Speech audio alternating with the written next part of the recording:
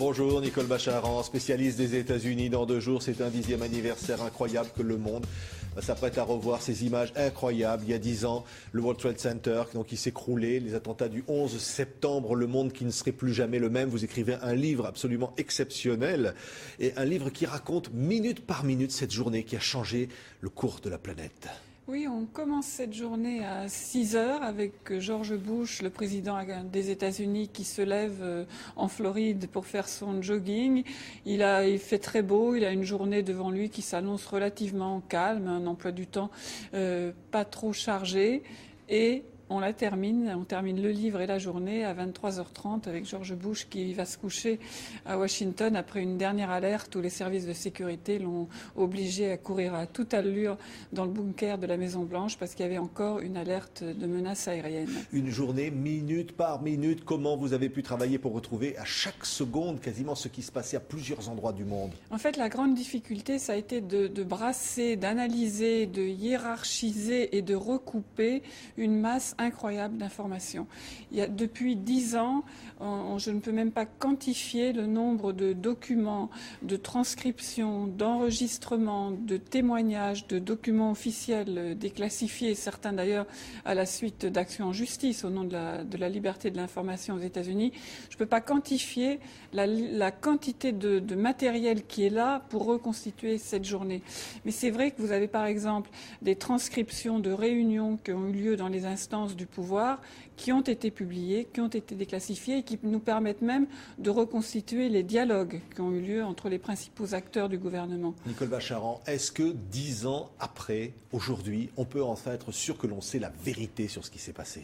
Je ne pense pas qu'il reste de vraies zones d'ombre. Certainement, on apprendra encore des détails, des points de précision. Mais vraiment, pour l'essentiel, on sait ce qui s'est passé tout au long de la journée.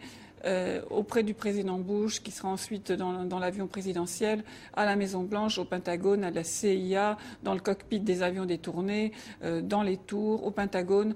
Aujourd'hui, vraiment, je crois qu'on peut dire qu'on le sait. Oui. On a toutes les conversations jusqu'au plus terrible, c'est-à-dire celles de ceux qui vont mourir et qui téléphonent à leur famille. C'est un véritable drame incroyable qui se joue, un drame humain qui se joue en quelques secondes. C'est un drame incroyable et je pense que c'est pour ça que ça nous a tous autant touchés parce que c'est vraiment la mort en direct et que ça aurait pu être vous ou moi, n'importe lequel de nos proches, des gens de toute nationalité, de toute religion, de toute couleur de peau ont été tués ce jour-là et les gens prisonniers dans les tours, certains dans les avions détournés ont appelé leur famille et on voit des gens qui en un temps très très court font ce parcours incroyable de « il arrive quelque chose de terrible, est-ce qu'on va pouvoir s'en sortir ?» Non, je vais mourir et je dis adieu aux miens. Et je pense que c'est un parcours humain qui nous bouleverse tous. Il y a une sorte d'improvisation générale que l'on comprend évidemment rétrospectivement incroyable, c'est-à-dire qu'on ne sait plus ce qui se passe, l'Amérique n'est plus sous contrôle.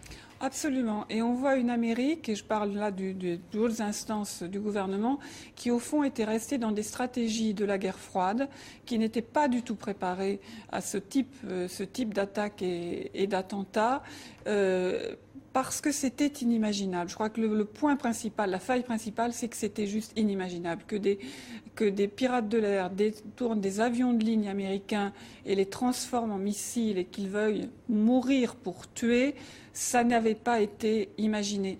Mais il faut quand même dire aussi qu'il y a eu de grosses failles et des dysfonctionnements dans les services secrets parce que si on voit a posteriori, ce qui est toujours très facile, ce que savait le FBI, ce que savait la CIA, ils connaissaient des éléments. Il y avait des hommes parmi les pirates de l'air qui avaient été repérés, il y avait des comportements particuliers, il y avait toutes les conversations écoutées par satellite qui indiquaient que Ben Laden préparait quelque chose de très grave, très important, que ça avait à voir avec des avions, mais où, comment, quand. Mais en tout cas, 2 minutes après le premier crash dans la première tour, il y a quelqu'un qui comprend, c'est George Tenet, le patron de la CIA, parce que tout d'un coup, toutes ces informations paniquantes des dernières semaines, pour lui, elles se rassemblent, il comprend et il dit « c'est Ben Laden ». Est-ce qu'on aurait pu éviter des vies perdues, les ordres contradictoires ? On voit évidemment dans votre livre ce qui est incroyable, c'est-à-dire cette panique de ceux qui sont dans ces tours, qui ne savent pas s'il faut monter ou descendre, les corps qui tombent avec le bruit qu'ils se fracassent au sol. Est-ce qu'on aurait pu éviter tous ces morts ? Il y a des choses qui auraient pu être évitées. Un des problèmes dans les tours, outre la responsabilité absolument fondamentale des terroristes, mais c'est que par exemple les radios des pompiers et des policiers n'étaient pas sur les mêmes fréquences, que leurs informations ne passaient pas de l'un à l'autre. Il y a eu des fautes aussi dans la construction, le fonctionnement des tours. Pas de puits de feu, pas assez d'escaliers, là aussi des communications internes qui ne passent pas, donc des gens qui n'ont pas su trouver le seul escalier qui aurait pu les sauver. Et puis surtout, alors avant cela, vraiment à l'intérieur des services secrets, des informations recueillies de manière locale dans le Minnesota, où Zacharias Moussaoui, donc celui qui aurait dû être le pirate d'origine française, a été arrêté.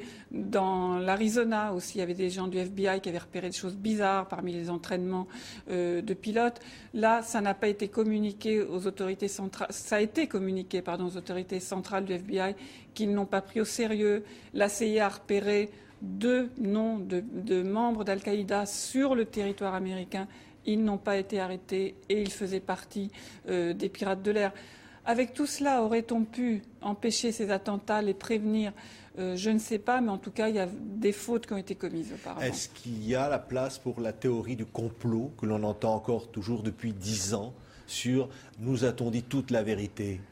Je crois que toutes les théories du complot qui mettent en question l'architecture, les missiles, que sais-je, ignorent que les États-Unis, avec tous leurs immenses défauts, sont une démocratie, qu'on ne peut pas imaginer un complot d'une telle envergure où personne n'aurait parlé, ni parmi les gouvernements, ni parmi les acteurs, ni parmi les journalistes renommés qui ont enquêté sur ce sujet, ni parmi évidemment les parlementaires. C'est juste totalement délirant.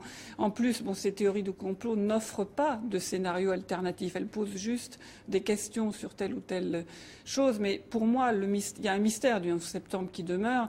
Et c'est ce qu'il y a dans la tête d'un kamikaze qui veut mourir pour tuer le maximum de personnes anonymes qui, à ses yeux, sont tous coupables. Qu'est-ce qui a changé définitivement pour vous, Nicole Bacharan, qui connaissez bien les États-Unis aujourd'hui, après le 11 septembre, 10 ans après ?